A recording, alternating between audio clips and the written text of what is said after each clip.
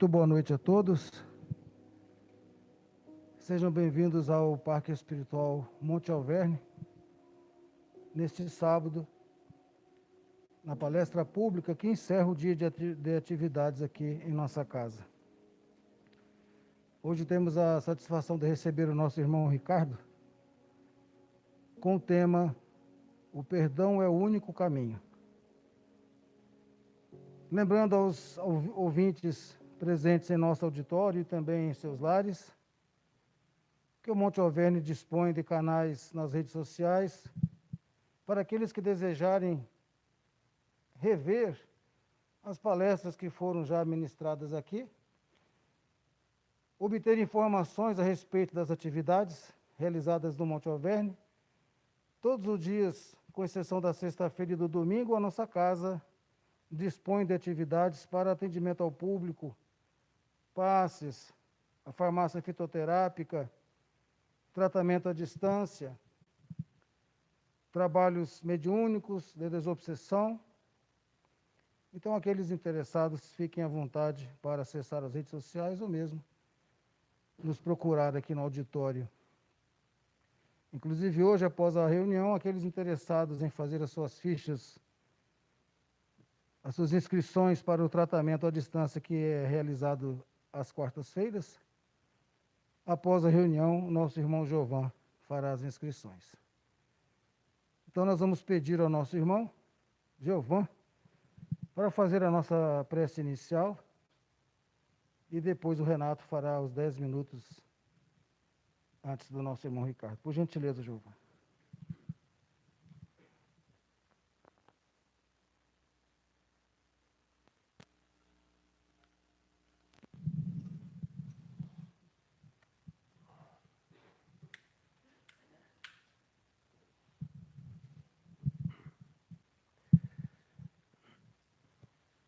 Então vamos elevar o nosso pensamento ao céu, agradecer ao nosso Pai, ao nosso Mestre Jesus e aos mentores do Monte Alverne, pela oportunidade que estamos tendo de estar reunidos em nome de Jesus.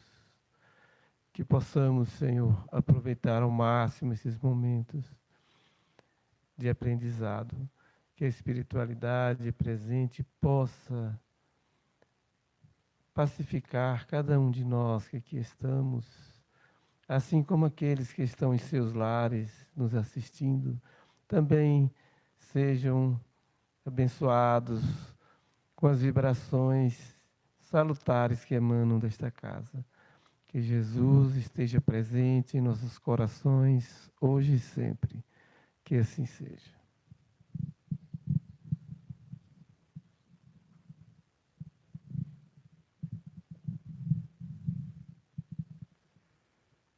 Muito obrigado, Jovan. Vamos pedir ao Renato fazer a introdução. Os 10 minutos, por favor, Renato.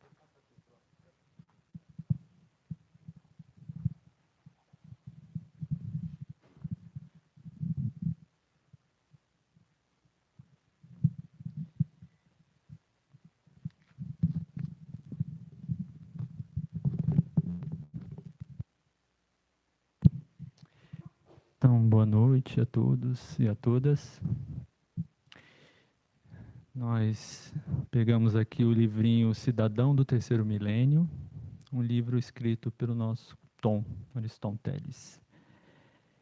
E a mensagem que saiu é a 24ª lição, Minha Relação com a Natureza. Todos deveriam respeitar a natureza. Montanhas, rios, mares, campos, florestas, solo, atmosfera, animais, jardins, árvores. Tudo isso é obra de Deus e base da nossa sobrevivência. O trabalho de preservação da natureza começa em nossa casa e na escola. Eu devo fazer eco na ecologia. As plantas ornamentais, a hortaliça, os canteiros dão vida e beleza ao ambiente. Temos que entrar na onda da natureza para viver em harmonia com o universo. Destruir ou poluir levianamente as fontes da natureza é crime. A natureza é viva. Eu vou manter sempre as melhores relações de amizade com a obra de Deus. Esse livrinho foi escrito para crianças, né? É um livrinho, chama Cidadão do Terceiro Milênio, tem essa capinha, não sei se dá para vocês verem, né? Para quem está na frente aqui dá. É um livro que foi escrito para crianças. No entanto, como a gente pode ver, também serve para crianças que cresceram um pouquinho, né? Crianças que o corpo cresceu, né? Porque espiritualmente somos todos crianças, né? Estamos aqui aprendendo, por exemplo, essa lição, que é amar a natureza, né? Quantos, né, homens, principalmente os homens, mas também mulheres aí crescidas, que estão, infelizmente, envolvidos com a destruição da natureza, né? Nesses últimos anos, a nossa floresta amazônica tem sido alvo de muitas queimadas, né? De atos destrutivos, feito por homens, né? No sentido geral, né? Então a gente vê que nesses tempos, essa lição aqui serve a todos nós, né? E principalmente podemos dizer aos homens que estão nessas situações de destruir a natureza. Mas o mais importante é que essa lição, ela é uma lição que a gente pode dizer franciscana, né? De Francisco de Assis, que é o patrono da ecologia. Francisco de Assis foi um homem que viveu no século XIII, na Itália, na cidade de Assis. E esse ser, quando ele foi se despertando para Deus, a primeira coisa que ele começou a amar, ou a expressar esse amor de Deus através do seu coração, foi aos pássaros, né? Quem já viu o filme Irmão Sol, Irmão Lua, um belo filme antigo, dos anos 80, essa cena é marcante no filme. Quando o Francisco começa a sair do período que ele adoeceu de uma febre espiritual, quando ele estava se transformando, né, no Francisco de Assis que todos nós conhecemos, nesse filme, o primeiro momento que revela essa transformação desse ser, era ele indo atrás de um passarinho no telhado, né? Ele ficou encantado com o passarinho, e aí ele foi indo atrás do passarinho, e quando ele viu, ele estava em cima do telhado de uma casa, né, medieval, alta pra caramba, chamando a atenção da cidade. E ali começa a nascer esse ser, Francisco de Assis, né? Amando os passarinhos, aprendendo a amar a natureza, o irmão Sol, a irmã Lua, a irmã Água. Francisco deixou o Canto das Criaturas, escrito por ele, que é belíssimo. É um texto lindo, onde ele vai expressando esse amor pela natureza. E quando Francisco expressa esse amor, ele está nos dando uma lição muito profunda. É que Deus é tudo isso, e mais do que isso. Mas Deus é o sol, é a lua, é a água, são as estrelas. Como a mensagem diz, é a terra, né? São as plantas. Eu me lembro aqui que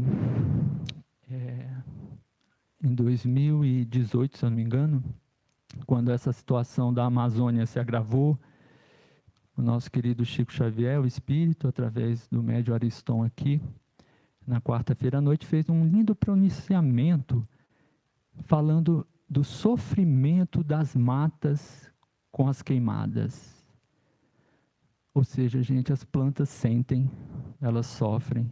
Não como nós, podemos dizer que as plantas não têm a mesma sensibilidade que nós temos, que os animais têm, porque a sensibilidade é um atributo que evolui com o ser, né? Então, quanto mais o ser se complexifica, né? Se torna um ser que vai tomando consciência, mais sensível ele é. mas ainda assim as plantas sentem. É interessante que a ciência desenvolveu, já no começo do século XX, né, um cientista indiano desenvolveu um aparelho que percebe a sensibilidade das plantas. Elas reagem, né, ao ambiente, às pessoas, elas reagem ao nosso estado emocional e mental. Então, as pessoas que conversam com as plantas, elas não são malucas. Elas são bem conscientes de que esses seres são sensíveis. Então, essa mensagem ela nos traz esse esclarecimento, né? A natureza é viva, porque a natureza é Deus. Então, que a gente possa, né, estar sensíveis a todos esses seres que a gente diretamente a gente cruza com eles, né? O tempo todo a gente está pisando no chão. Acabei de ver uma formiguinha andando aqui assim, né? A gente pode estar sensível. Estou vendo, ela está andando bem aqui, ó. Bem aqui na minha frente, aqui tem uma formiguinha. A gente está sensível assim, né? Às vezes a gente acaba pisando, né? Enfim, acontece, né? Mas se a gente estiver sensível e poder não pisar, opa, Francisco de Assis vai ficar feliz, né? Deus também vai ficar feliz. E assim também para as plantas, para esses outros seres que às vezes a gente não se dá conta que eles estão vivos, né? E para terminar o meu comentário, eu me lembrei de uma história muito bonita. Eu passei do tempo aí já? Eu perdi um pouquinho. Eu me lembrei de uma história muito bonita que eu ouvi de uma pessoa que eu esqueci o nome, me perdoem, mas é um empresário um cineasta brasileiro que num dado momento resolveu investir na ecologia e no reflorestamento, a partir da terra que ele tinha, da fazenda que ele tinha. É um cineasta brasileiro conhecido aí, famoso. Eu não lembro o nome dele. Mas o mais bonito é o seguinte, ele estava na floresta, eu acho que na região da Amazônia, convivendo com índios. E aí andando na mata com os índios. E aí, um dia ele perguntou para um índio, qual é o nome dessa árvore aqui para vocês, né? Qual é o nome? E aí, ele estava querendo saber qual era o nome da árvore, tomando como referência o que nós, homens ditos brancos, da ciência, fazemos com esses seres. A gente dá um nome genérico, né? Então, tem um nome científico, biológico, para um conjunto enorme de árvores que são da mesma espécie, né? E aí tem os nomes científicos. Ou seja, você tem uma população gigantesca de árvores, mas todas elas, para a ciência moderna, a biologia, é tudo a mesma coisa. E ele perguntou para o índio, com essa visão do homem branco, né, do homem que se pauta pela ciência moderna, pela biologia. E aí o índio não entendeu a pergunta dele, assim, né? Como assim? Você está querendo saber qual é o nome para toda árvore que é igual a essa? Para ele não fazer sentido, sabe por quê? Porque para ele, cada árvore é como para a gente uma pessoa. É única, singular. É um ser que merece a atenção porque é singular, né? E para ele foi muito impactante, porque ele percebeu que, para o índio, é isso, a árvore não é simplesmente uma árvore. Podemos dizer que é basicamente uma pessoa, né? E aí isso mostra a profunda sensibilidade que esses povos têm, né, com esses outros seres, que são filhos de Deus também. Então, que a gente possa guardar essa lição no nosso coração, essa lição de Francisco de Assis, e estarmos mais sensíveis aos nossos irmãos, né? Os nossos irmãos. E que assim seja.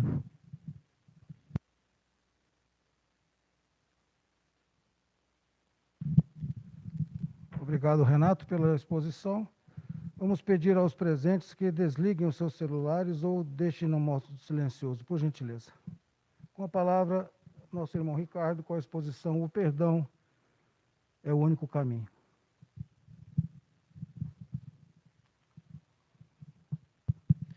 Boa noite, meus irmãos, minhas irmãs. Renato estava falando aqui, eu estava pensando sobre o tema dessa noite e me veio uma coisa aqui na cabeça.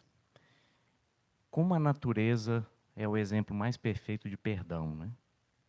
Estava lembrando aqui do meu cãozinho lá, meu animal de estimação. Quem tem animal de estimação em casa, hein? Cachorro, gatinho. É incrível, né? Quando a gente chama a atenção deles. Hoje, por exemplo, eu devo ter chamado a atenção dele umas 200 vezes, né? E tudo por coisas que, venhamos e convenhamos, é natural que um animal faça, né? Ele quer brincar, ele quer correr, né? Ele urina onde não pode, né? Você dá uma bronca num cachorro, pelo menos no meu, a atitude dele, sabe qual é? Ele se abaixa, deita e encosta a cabeça no meu pé, né? É uma lição para o ser humano, né? Quer dizer, provavelmente, eu não estou dentro do pensamento de cachorro dele, né? Mas ele deve pensar, poxa, mas por que está gritando comigo? O que eu fiz? Mas mesmo assim, né? Aquele amor pelo dono é tão incondicional que ele encosta a cabeça e pede carinho na mesma hora, né? Nós não somos capazes de fazer isso. Mas, meus irmãos, fazem exatamente nesse mês de novembro 4 anos que eu pela primeira vez participei desse trabalho de sábado à noite aqui no Monte Alverne. E eu me lembro que naquela semana eu estava vivendo um momento muito difícil, porque o sentimento que me dominava especialmente naquela semana, era raiva, desgosto. Apesar de conhecer e professar a doutrina espírita há muito tempo, né? De frequentar outras casas, eu estava sentindo que eu precisava procurar naquele dia alguma ajuda. E por intuição ou orientação, né, eu entrei aqui no Monte Alverne. Eu tinha vindo 2 vezes aqui, meditar aqui nos jardins e tal. E era um sábado, 8 horas da noite. Foi um pouco porque eu sabia que as casas espíritas tinham atividade sábado à noite, normalmente, né?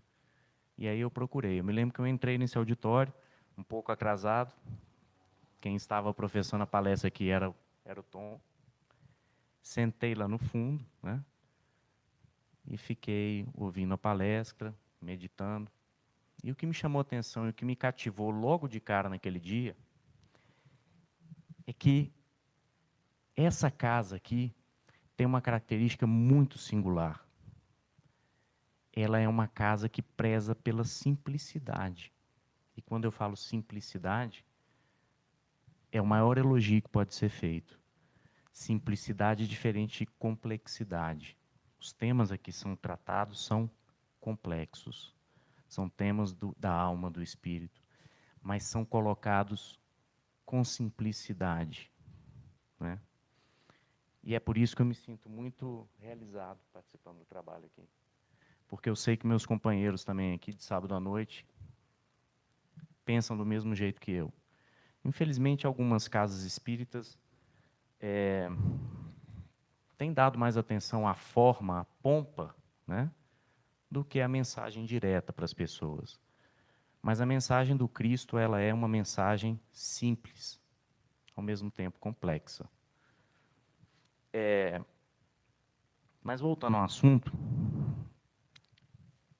naquele dia, o que eu estava precisando, que eu sentei ali no fundo, era retomar um conceito extremamente importante para a nossa evolução, que se chama perdão.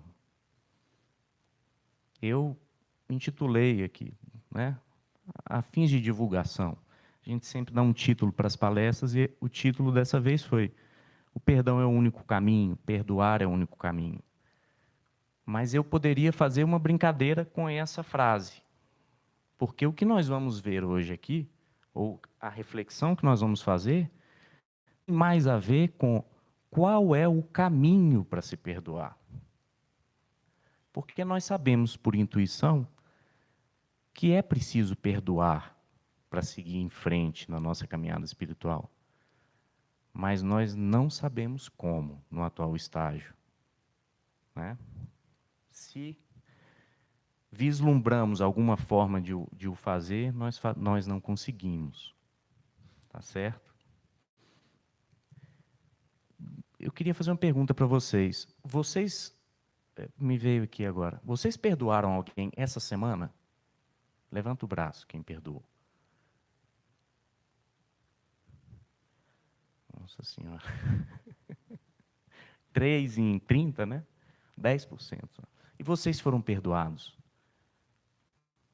Todos podem levantar.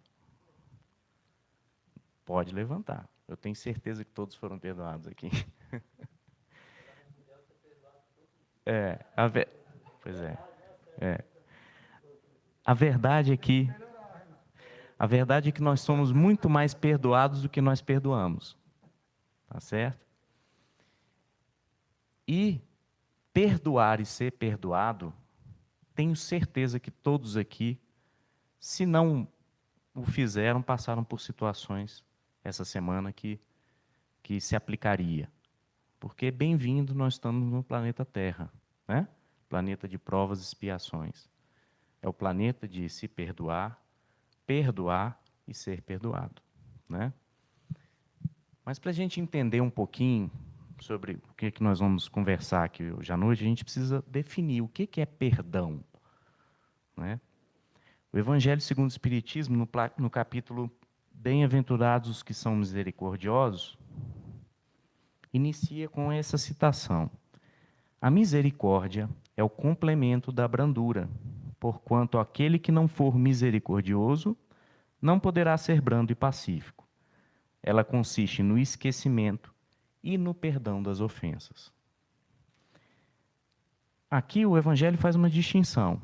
Ele considera que a misericórdia é perdão e esquecimento. Mas quando a gente vai lendo o capítulo mais para frente, a gente percebe que o perdão vira sinônimo de misericórdia mais para frente. De forma que nós podemos dizer que perdoar é desculpar, no sentido que foi utilizado aqui, mas é também esquecer a ofensa. Eu lembrei de uma história aqui agora, diz que existia um homem muito sábio e seu discípulo, e os dois iam andando pela estrada. E o discípulo, em certo momento, pergunta ao mestre, né? Mestre, como eu faço para perdoar o meu semelhante? Como eu faço para perdoar quando eu sou ofendido? E o mestre responde para ele, prontamente, não sei. E ele, não contente, fala, não sabe, mestre? É a primeira vez que o senhor me responde alguma coisa com essa negativa, não sei. O senhor não sabe como perdoar quando o senhor sofre alguma ofensa? Ele disse assim, não sei, porque eu nunca perdoei. O susto foi maior ainda. Mas como? O senhor nunca perdoou? E ele completa, eu nunca perdoei porque eu nunca me senti ofendido. Então, se nós formos colocar na dimensão de espíritos elevadíssimos, talvez, quem sou eu para dizer, mas talvez o sentido da palavra perdão se perca. Por quê? Porque nesse nível de evolução, as ofensas não existem mais. A consciência de que cada ofensa diz respeito ao ofensor apenas é plena. Porque essa que é a verdade. Quem ofende responde totalmente pela ofensa, não é o ofendido. Mas, obviamente, na condição que estamos, encarnados, nós não temos condição ainda de vivenciar isso, né? Voltando ao nosso contexto. Então, o perdão é esquecimento das ofensas, né? E a desculpa pelas ofensas. O Evangelho, mais na frente, diz que há, porém, duas maneiras bem diferentes de perdoar. Uma grande, nobre, verdadeiramente generosa, sem pensamento oculto, que evita com delicadeza ferir o amor próprio e a suscetibilidade do adversário. A outra que é o contrário, ele continua explicando aqui. Ou seja, não basta perdoar. O perdão verdadeiro não expõe a ofensa, não expõe o ofensor, nem tampouco eleva, né? Ou há espaço para a vaidade daquele que foi ofendido. Né? Mas não para por aí. Como se não bastasse, né? Ser tão difícil, as definições de perdão ainda se expandem ainda mais. Olha o que diz Paulo nessa mensagem. Há duas maneiras bem diferentes de perdoar. Aqui é uma outra visão que ele tem. Há o perdão dos lábios e o perdão do coração. Muitas pessoas dizem com referência ao seu adversário, eu lhe perdoo, mas interiormente alegram-se com o mal que lhe advém, comentando que ele tem o que merece. Ou seja, não basta perdoar por palavras, é preciso perdoar no coração. Né? E aí, uma outra vertente. Não adianta perdoar em palavras, em atos, mas o pensamento não perdoar. Porque todos nós sabemos que o pensamento é ação. Né? Pensar o mal do seu próximo é fazer o mal. Olha a dificuldade. Eu preciso desculpar, esquecer. Não pode ser só palavra, tem que ser coração. Eu não posso pensar o mal. Como se não bastasse, João, então, dá uma outra interpretação. Quando perdoardes aos vossos irmãos, não vos contenteis com estender o véu do esquecimento sobre suas faltas. Porquanto, as mais das vezes, muito transparente é esse véu para os olhares vossos. Levai-lhes simultaneamente com o perdão, o amor. Não basta perdoar em palavras, temos que esquecer, temos que perdoar em pensamento e temos que amar o adversário. E aí eu pergunto, nós conseguimos fazer dessa forma? Muito difícil, né? Muito difícil.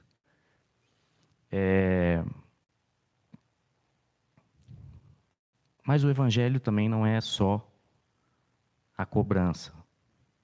Ele mostra o caminho. Né? O primeiro ponto que eu queria abordar é possível esquecer o mal sofrido? É possível? O que vocês acham?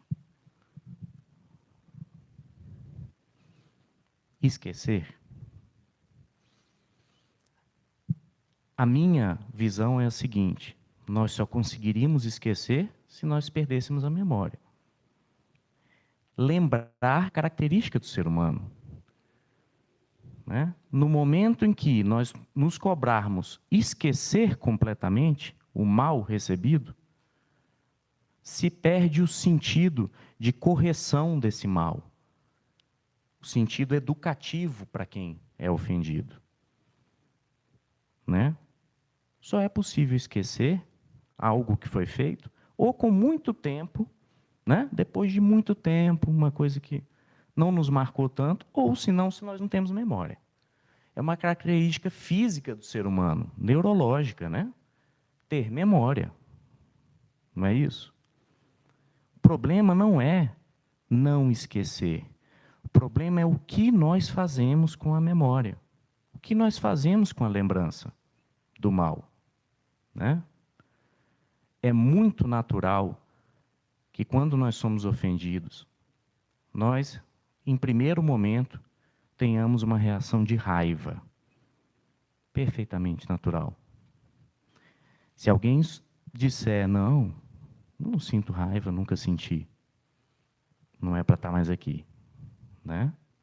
Porque nós sentimos a raiva. E enquanto nós não reconhecermos que a sentimos, nós não conseguimos trabalhar a melhor desse sentimento. né? Pois não.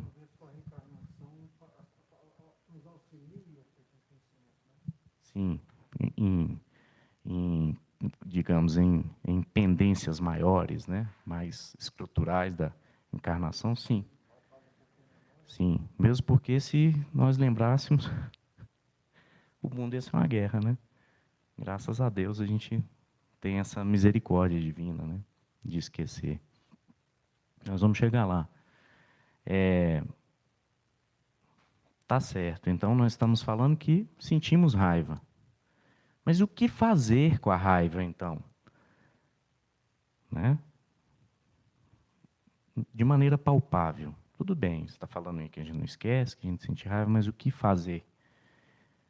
E aí eu vou citar uma frase muito batida na doutrina espírita, mas que é verdade absoluta. Orai e vigiai. Não só com relação ao ofensor, mas em qualquer situação da vida.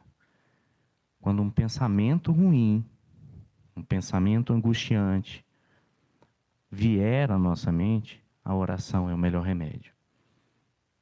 Se nós conseguirmos fazer uma oração por quem nos ofendeu, já é uma grande ajuda para nós mesmos, né?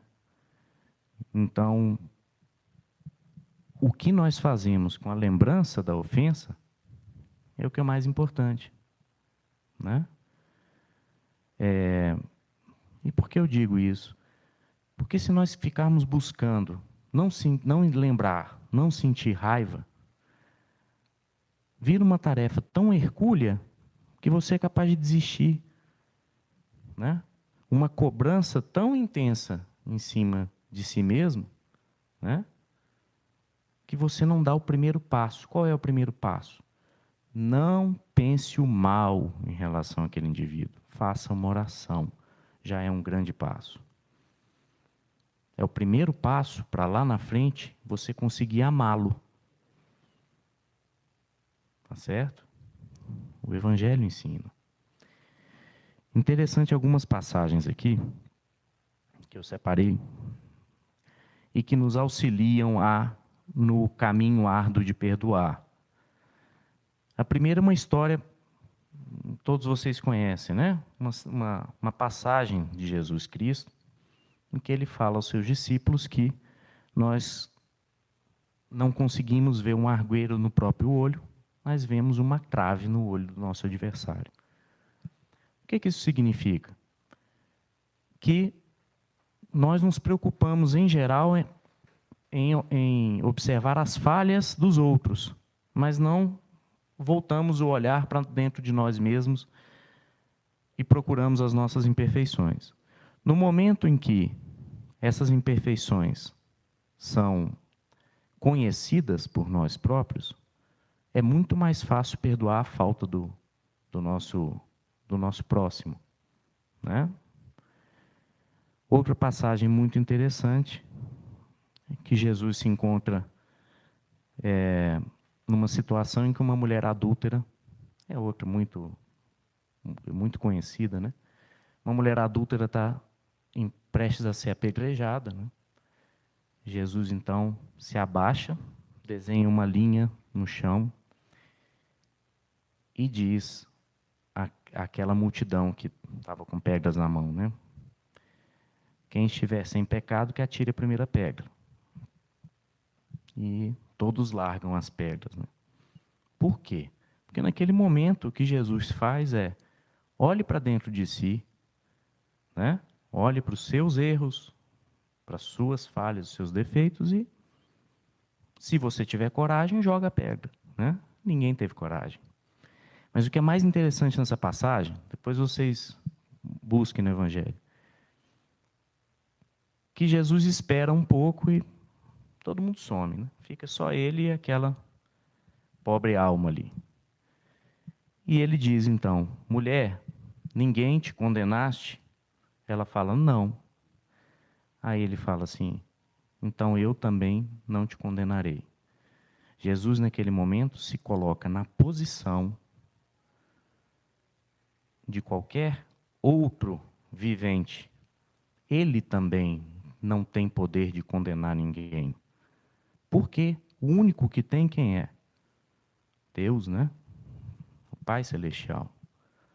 Se vocês observarem a vida de Jesus, em nenhum momento ele fala, eu te perdoo. Ele sempre fala, o Pai te perdoa. Né? Por quê? Quem que pode dar o perdão real? Deus. Né? Tá certo? Por isso que perdoar é um ato muito mais de amor próprio do que de amor pelo próximo. É se livrar, né, de lixo emocional, se livrar daquilo que acorrenta o espírito, daquilo que prende o espírito num plano inferior. É doenças, é. Por quê? Quem concede o perdão real é Deus, né? Jesus Cristo professava isso. Tem um capítulo muito interessante do livro Boa Nova, do Chico Xavier, quem já leu, intitulado O Perdão. E o capítulo é muito interessante porque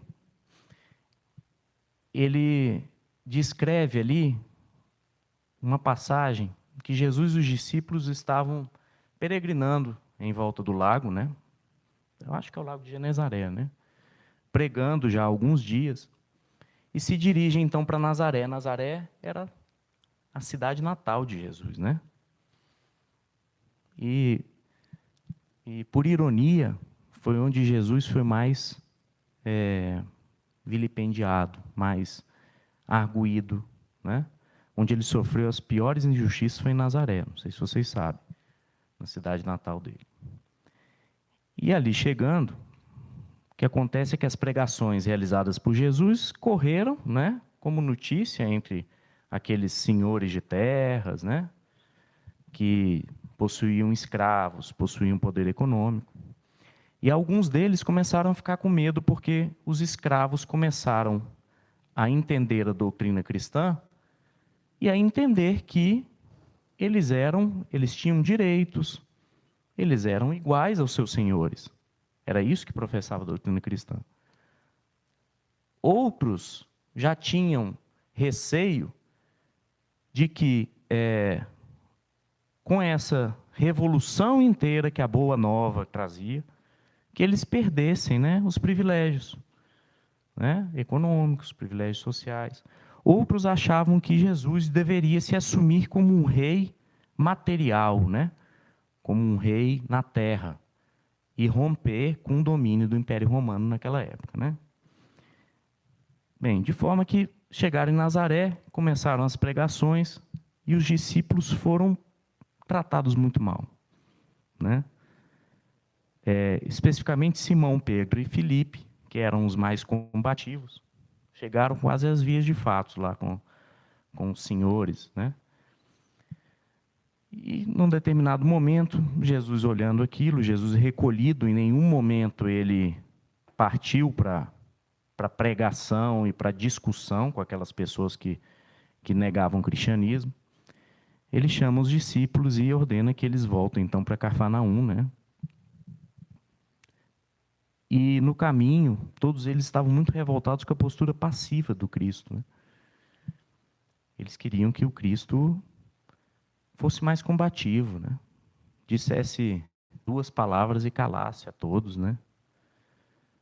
Jesus observou aquele ambiente, se calou, ficou meditando. Chegando em Cafarnaum, Simão, Pedro e Filipe, que eram os 2 mais exaltados, procuram Jesus e perguntam a ele: Jesus, nós só faltamos doar sangue pela sua doutrina em Nazaré. Fomos atacados, né? Xingados, cuspidos. Em nenhum momento tu nos defendeste, nem tampouco defendeste a doutrina. Jesus ficou calado por um momento e deu uma lição muito valiosa. Disse o seguinte: que ele tinha ficado de uma forma mais passiva, porque aquele terreno ali ainda não era fértil para a sua doutrina. Aquelas pessoas não estavam preparadas para receber ainda a sua mensagem. E que cada pessoa tinha um tempo para entender. A natureza. E que cada pessoa tinha um tempo para absorver a doutrina cristã. E que não adiantava tentar plantar uva num terreno que não fosse fértil. E que ele entendia isso. E que ele percebeu que ali ele só ia gastar saliva. Ele só ia criar um conflito. Porque aquelas pessoas não estavam preparadas ainda para receber. Por que é uma lição? Porque normalmente na vida da gente, a gente espera que as pessoas nos deem o que elas não estão preparadas para dar. Né? Esse é uma característica, né, que nós devemos desenvolver, essa percepção de que as pessoas podem nos dar o que elas têm. E com isso, a gente tem mais facilidade para perdoar. Né?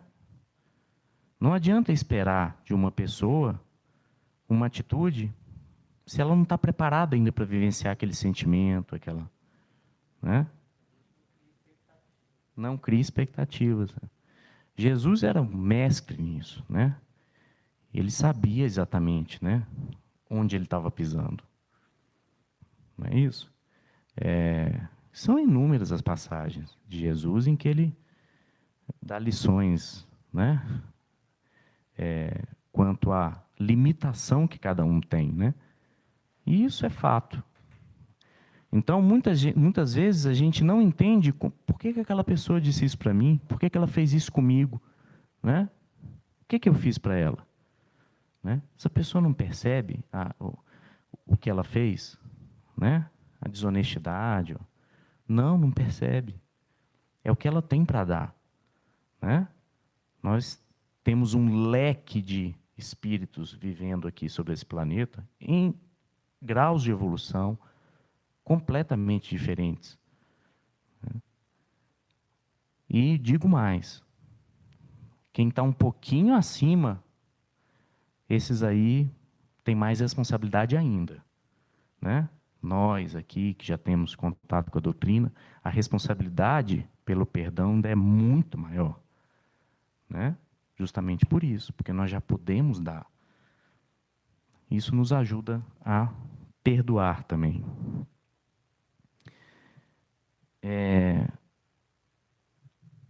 Voltando ao tema agora da noite, né? O título lá.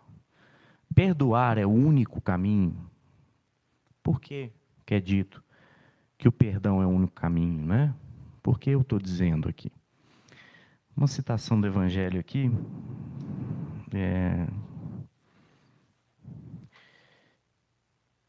Uma citação que ela é curtinha. É interessante que é uma passagem de Jesus que é tão rica, tão curta e tão rica,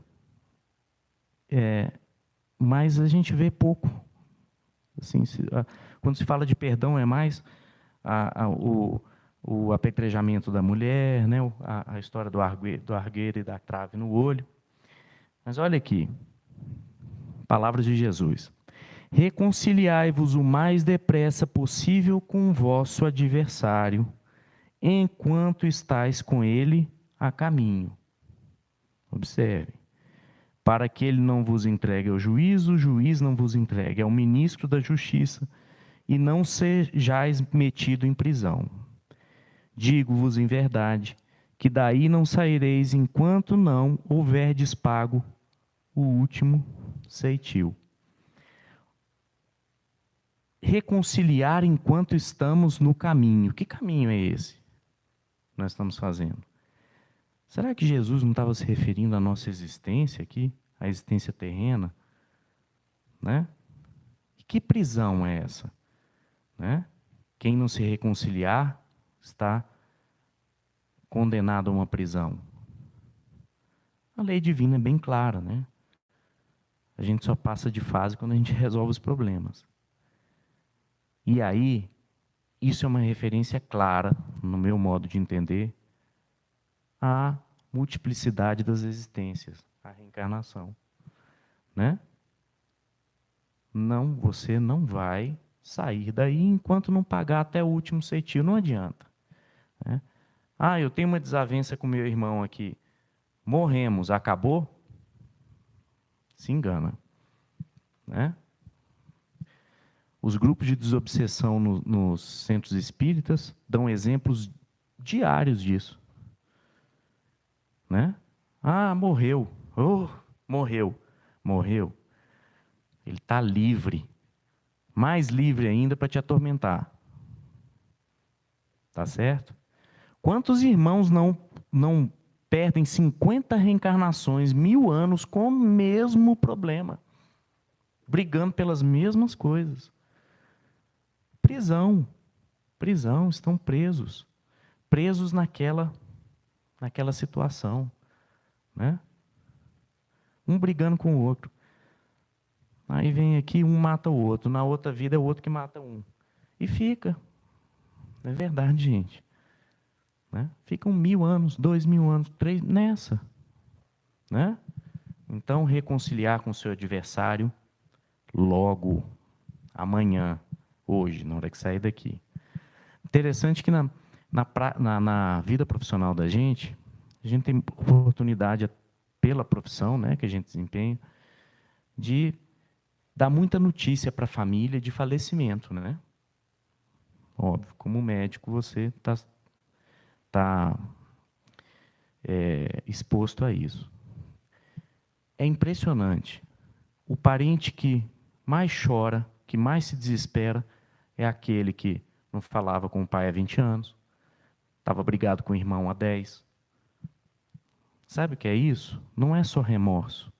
Isso é o espírito, de forma inconsciente, dizendo assim, perdi a chance. Agora só na outra.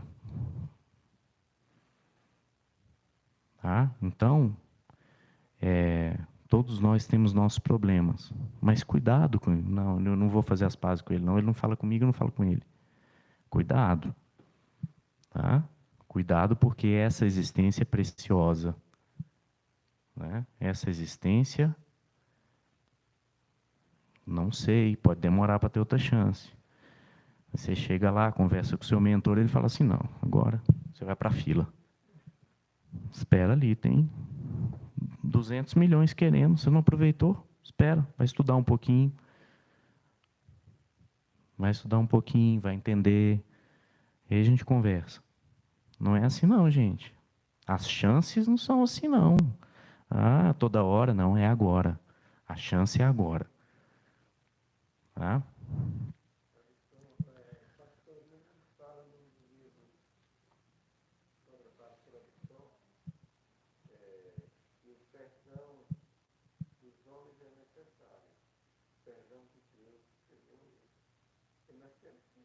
Sim. Claro. A lei divina é lei, né? Não tem jeitinho, né, para dar. Ah, mas esquece só esse probleminha que eu tive, os outros eu resolvo. Não. Todos os problemas você vai resolver. Não foi você que criou? Quem criou, né? Eu perdoei meu irmão, mas o meu irmão não quis saber, não quis me perdoar. O que você pode me dizer? Aproveitando essa. Problema dele. Você resolveu a situação. Sabe o que vai acontecer? Você dá o passo na frente e ele fica. Se você for um coração misericordioso, você pode até aceitar ter uma nova reencarnação para que ele resgate. Você já resgatou. Você pode vir por amor. Eu vou para ele ter a chance. Mas nem sempre acontece assim, né? Nós sabemos de história, vimos casos de, né, mães que reencarnam com aquele filho por pura misericórdia, não precisavam mais. Mas dão a chance para aquele espírito, para aquela alma, né? Então, não se preocupem, façam por vocês, né? O perdão diz respeito a cada um. A ofensa também diz respeito a cada um. Por isso que eu disse, o ofensor arca com o ônus da ofensa. Quando nós tivermos consciência plena, talvez nós chegamos ao estágio daquele mestre lá. Eu nunca me senti ofendido, por que eu vou perdoar? Por quê? Porque a ofensa fica com o ofensor. É essa que é a justiça divina, né? A justiça humana nem sempre é assim. Quantas injustiças, né? A gente vê por aí. Bandidos soltos, né? Inocentes condenados. Eu estou falando de justiça divina, né? Por falar em inocentes, culpados, a coisa piora aqui no Evangelho, viu? Para nós.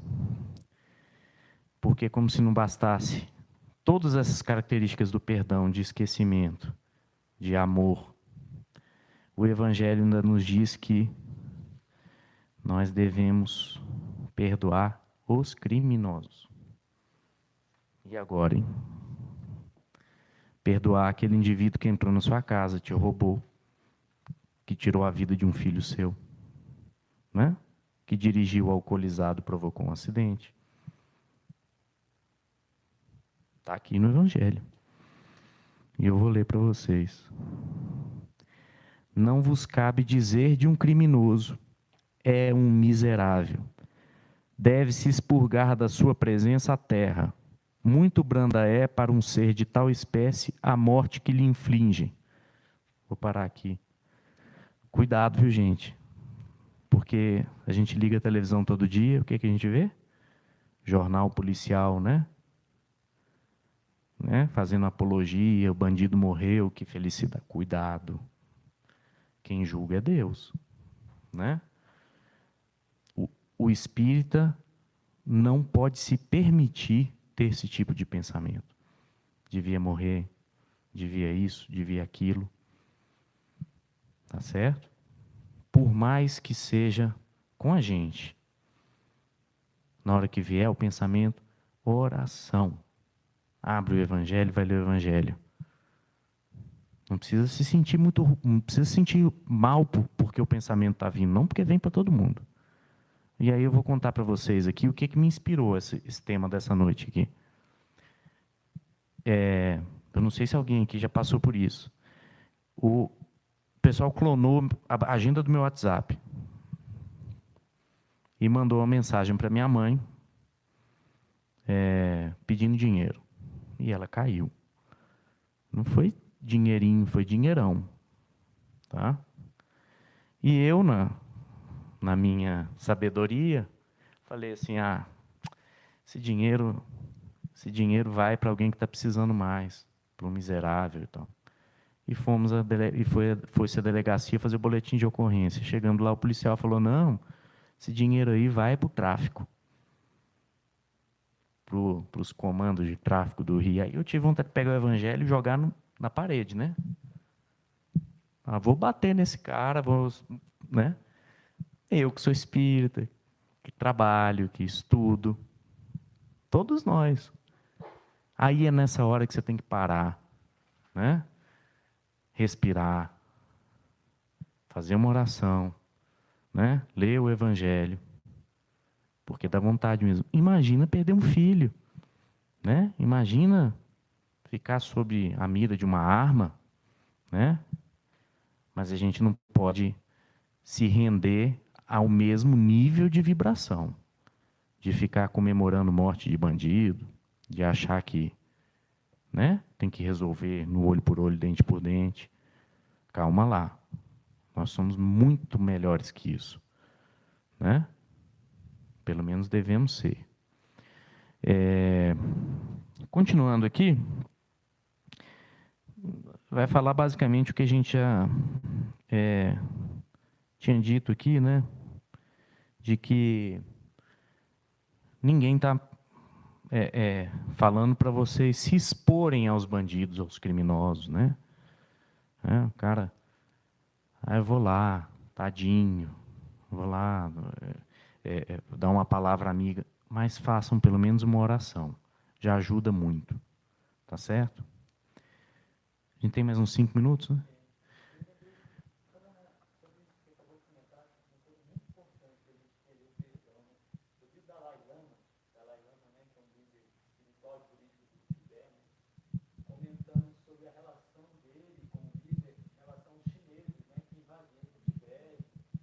Eu vi.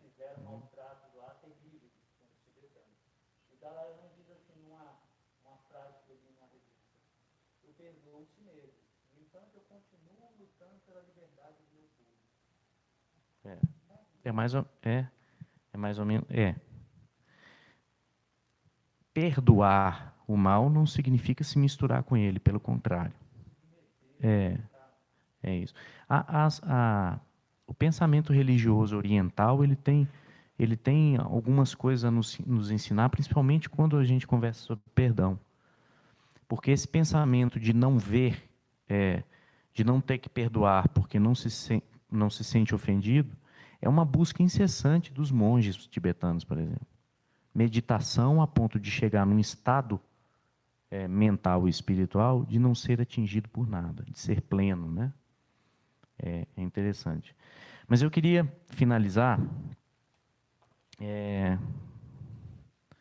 contando um caso aqui para vocês, que acho que todos vocês conhecem, já devem ter ouvido falar pelo menos, que tem um outro ensinamento aqui contido muito grande. Não sei se vocês se lembram, um tempo atrás, de uma criança chamada João Hélio, no Rio.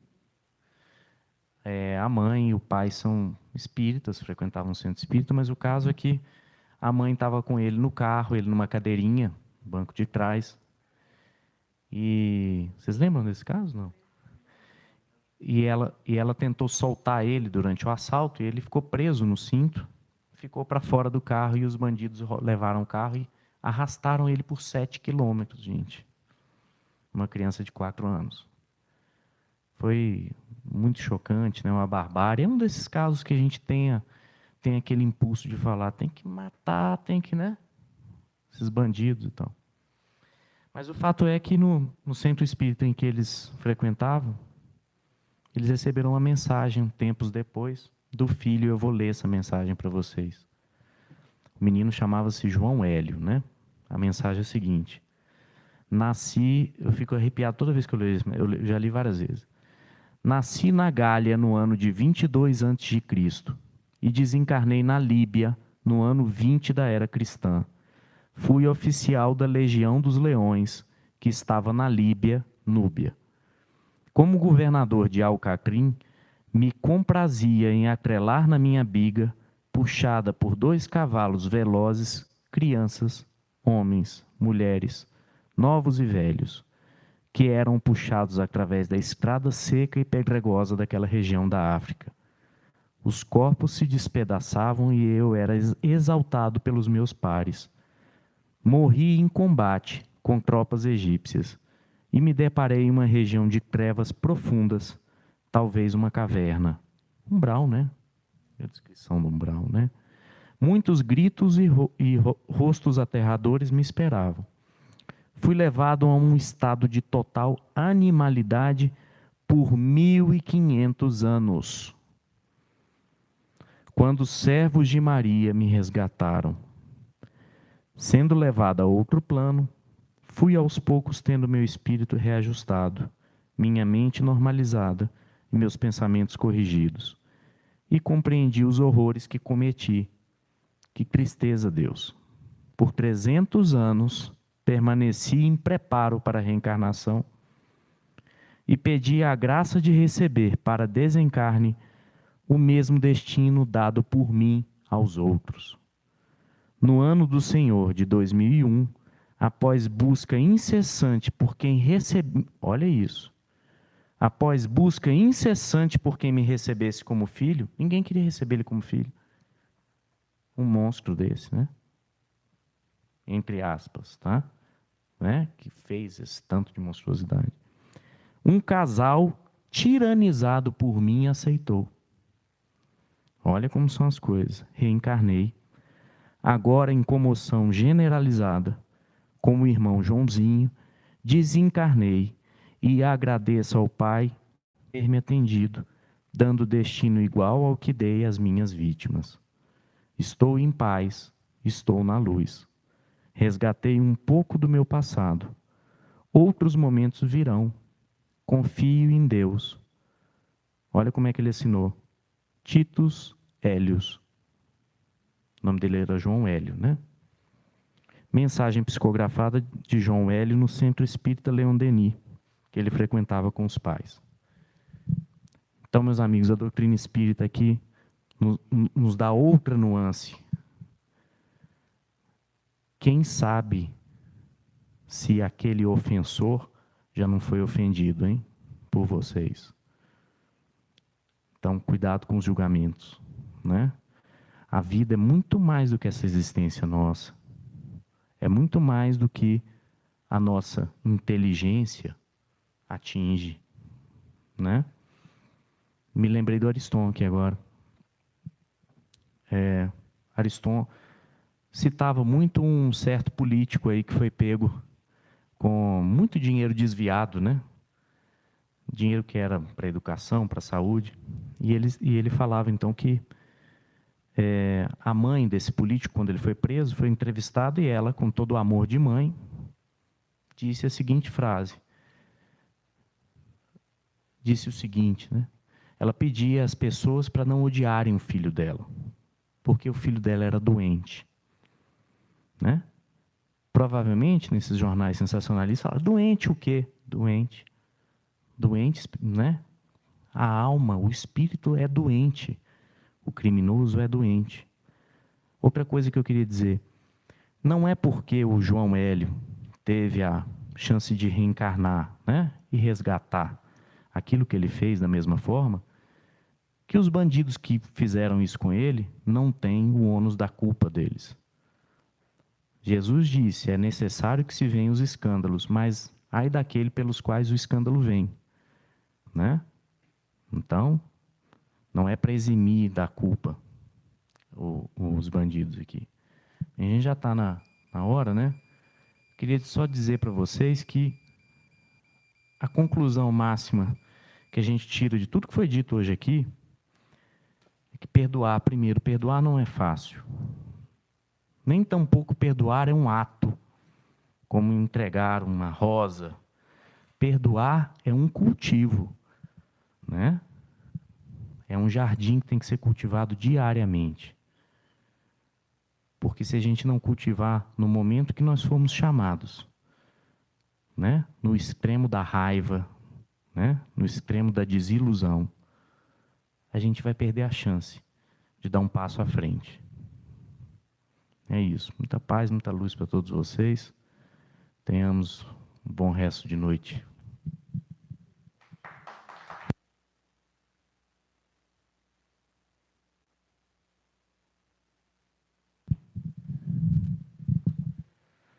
Agradecendo ao Ricardo por essas reflexões, muito oportunas para todos nós. Vamos pedir aos médiuns presentes, se coloquem aqui à frente do nosso tablado para a realização do passe coletivo. Que as famílias aqui representadas e aquelas que estão em seus lares recebam também o nosso amplexo carinhoso e da equipe espiritual do Parque Monte Alverne de Brasília. E vamos pedir à nossa irmã Yolanda para fazer a prece final, enquanto nós nos posicionamos aqui.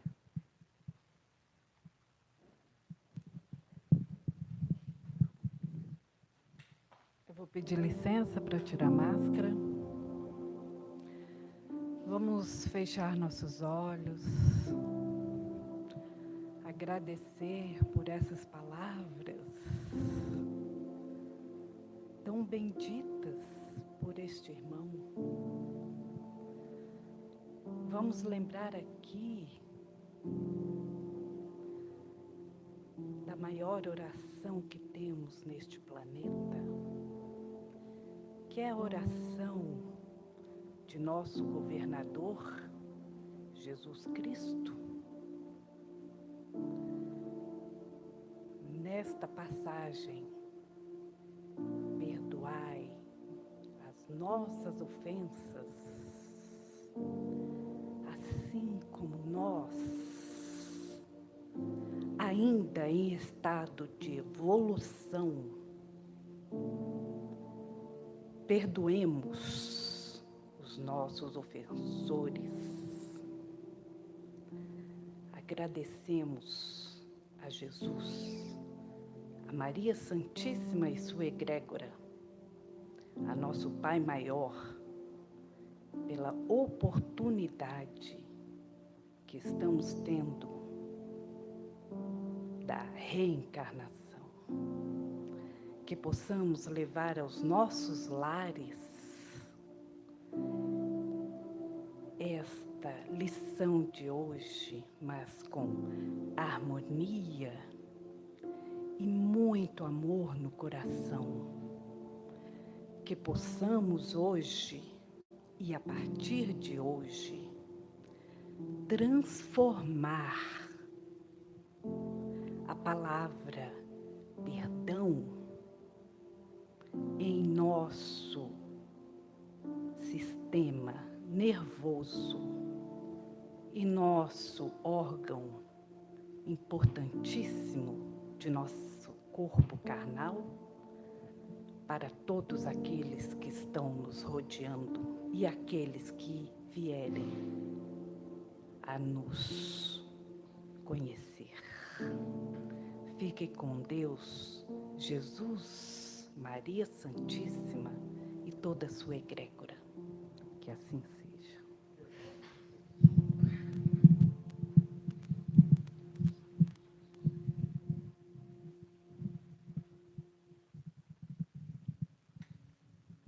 Sigamos em paz, meus irmãos. Uma boa noite a todos. Muito obrigado pela presença. Que Jesus nos abençoe.